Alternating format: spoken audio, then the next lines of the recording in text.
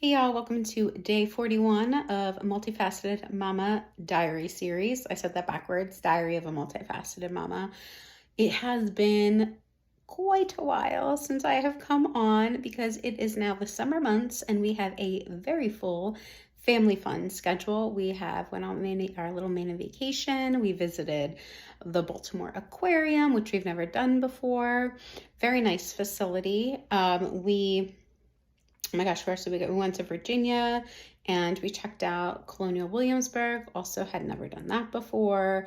We went to Virginia Beach, had never done that before. And then on the way back home, we stopped in Washington, D.C. and we saw the White House. We got this amazing spot 1 block away, directly across from the White House, free spot. A car was pulling out just as we were pulling in, and I was like, just manifested an amazing free spot right in front of the White House for us to check it out, which was super cool. So it was all really, really great stuff. And I was in it, right? Like just being in it, just enjoying it. And if you are a parent, what greater joy is there, right? To like really be present with your children, to really be able to be in those moments, whether they're new things that you are discovering together, or new memories you're creating together, or traditions that you are engaging in together, like to be really present in that and to allow yourself to really enjoy that and to watch your children enjoy that. Like that's like it's just such a beautiful, joyful experience. And so I allowed myself to be present in it. I didn't put any pressure on myself to have to do any work of any kind at all. And it was glorious, glorious, glorious. So I share that with you because if you are a fellow parent who also is a visionary, an entrepreneur, a business owner, or a leader in your own right, maybe this will give you some permission to enjoy your life, okay, in all aspects of it. You can work and also take time to enjoy your life, all right? It's so important. It was so needed. Now, I will tell you, one of the things I've noticed since being back is I do need some mama time.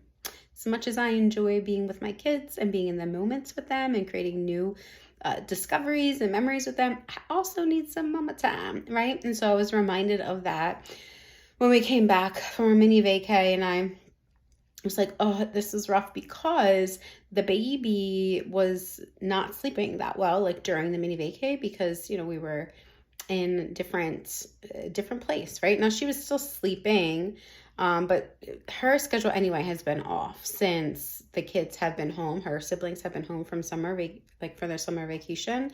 Just having them in the house all the time, all day, is just stimulating for her, right? And so she's like, I want to play with my siblings. And she's only 8 months old, but she's like, I want to play with my siblings. I don't want to take a nap. Right. So what this means for me is that there is always change in life. There is always a transition that is going to come, or you're in. Transitions are a part of life. It's part of evolving, part of growing, part of seasons, being, the ebbs and flows of our lives. And so we need to be able to cope with them in a way that allows us to enjoy parts of life, as well as in a way that allows us to navigate the challenges that come with changes and transitions. So bearing that in mind, I could feel that I needed some mama time. And I will say, like, she's a pretty good baby. That she's pretty flexible. I'm not super, super rigid about her schedule. It is for sure true for me, at least, that, I was much more structured with my first 2 children and their naps and all of that stuff than I was with my second 2 children, my third and fourth children. And the nature of that is because I just have more moving pieces, right? Like I need to take this kid here and this kid here and this kid here. It's just not possible for me to have a very, very structured nap time and bedtime every single day forevermore and still be able to do what I need to do for my other children, to take them where they need to go, to attend to them and all that stuff. And so the balance looks different in my life now than it did before. And again, that's just part of evolving and growing and transitioning and things like that. So all that being said, I needed mama time, and I was feeling that it was not happening as much as I would like it to. So I made the decision to try a different sleep method for my little. And I will tell you that it worked. For the first time, she slept almost 12 hours straight through the night. I will tell you, I woke up multiple times throughout the night and I was like, this is bliss. Is this, oh my gosh, she's still sleeping. She's restfully, peacefully sleeping.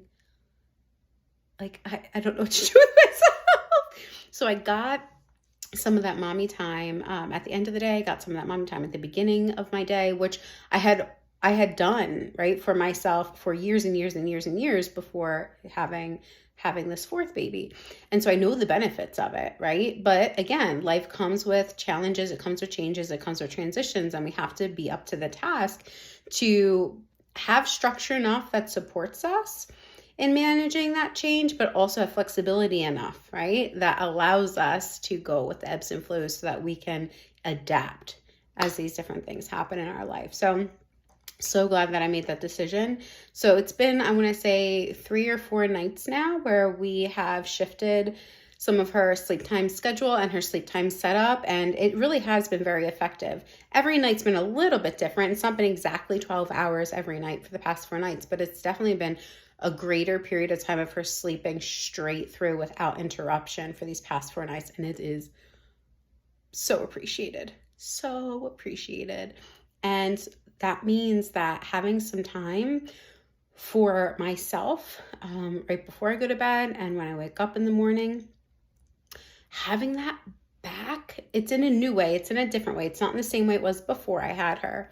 But having that back is like, I appreciate it and I savor it so much more now that I've had a time period postpartum where I have just simply not been able to have it as much, right? Like, not the frequency, the duration, like all of that just has had to change in my postpartum months after my fourth baby.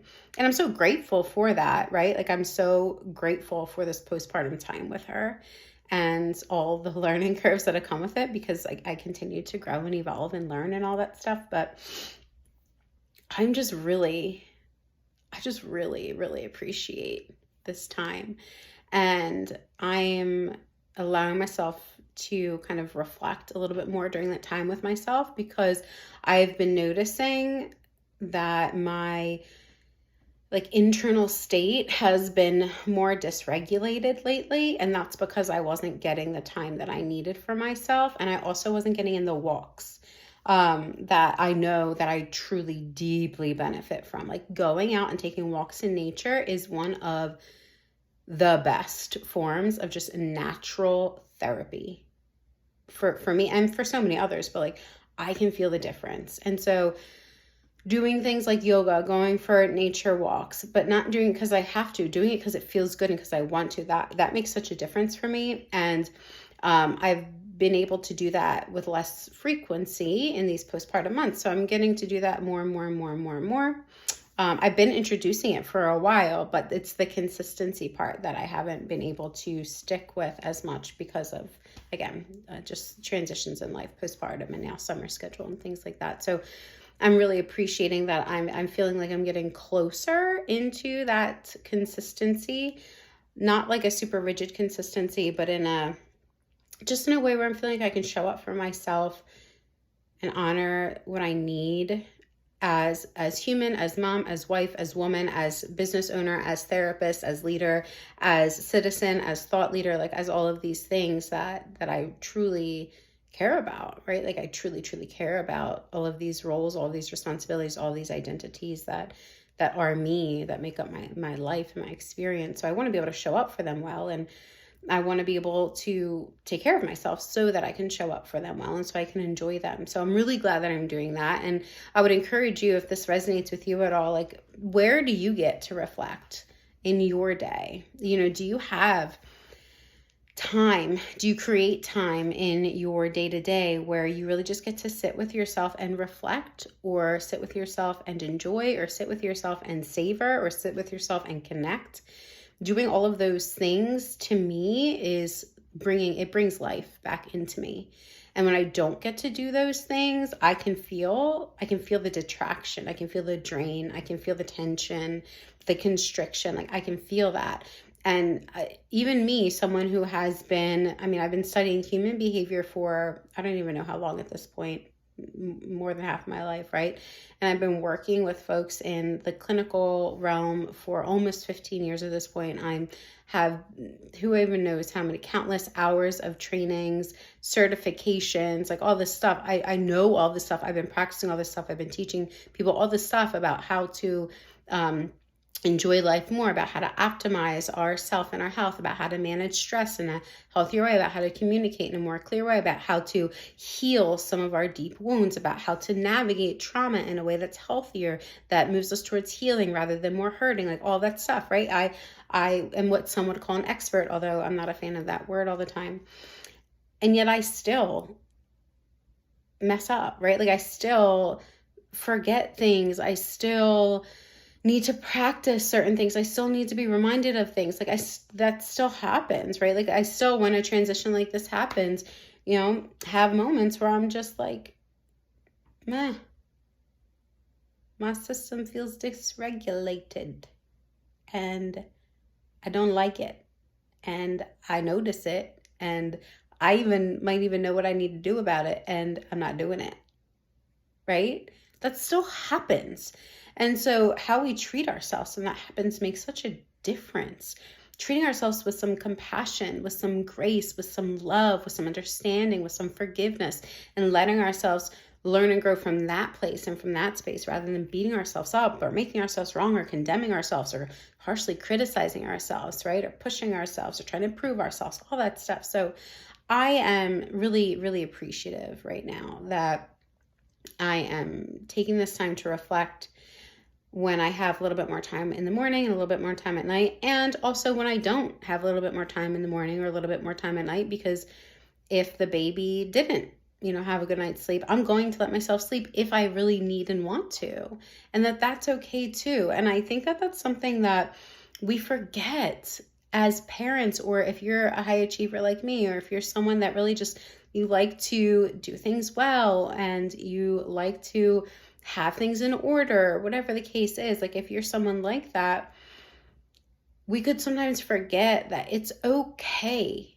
to let go of the reins a little bit. It's okay, because even if things don't feel okay right now, eventually again, they'll be more okay. And we can accept that, like to practice accepting that there's some truth in that. It can be really hard, right? It feels like that sense of surrender that can be scary, but it's so essential, because otherwise we get so wrapped up. And I catch myself doing that still every so often. I get so wrapped up in wanting things to be a certain way. We still have boxes we moved a year ago. We still have boxes that haven't been unpacked in our garages. And if I really think about it, it really peeves me. Like I get really annoyed about it. I'm like, I do not like clutter. I do not like chaos. I do not like having these boxes and stuff. They're like, do we need it or do we not? Because if we don't need it, like I want to get rid of it, right? I can get wrapped up on that very easily if I focus on the frustration of it. But what good does that serve me? What good does that do me? Like nothing. So I had to reel myself back in and say, listen, it's okay for you to feel that way, Tony. In fact, I totally get why you feel that way. Chaos, clutter, all that stuff. It didn't do you very good, right? Growing up, like you just don't have a good relationship with that. So I get why you feel that way. However, is it really serving you right now? Is it moving you towards a solution right now? Is it moving you towards feeling better right now? Is it moving you towards deeper connection right now? Is it moving you towards anything that's of service to you right now? No, it's not. And so what can we do? All right, so what I'm going to do is I often have to take a deep breath and ask myself, do I want to do something about this right now? Do I have to do something about this right now? Am I even in the mental and emotional space to properly do something about this right now? And if any or all of those answers are no, then it's okay for me to say, all right, I trust I'll come back to it when I need to or when I want to. Maybe that works for you. Some variation of that or some flavor of that in your own way. So for now, y'all, this is day 41 of our vlog series. I will be back for day 42 or episode 42. It's more so episodes than days, right? Because I'm not doing it daily anymore like I was in the beginning. So maybe I'll change the wording to episodes. So today's episode 41. I'll be back for episode 42 on a different day. And I hope that whatever needed to be either stirred up or sparked up or connected for you today in this conversation was. And I look forward to hearing your comments, contributions, or questions below. Until next time.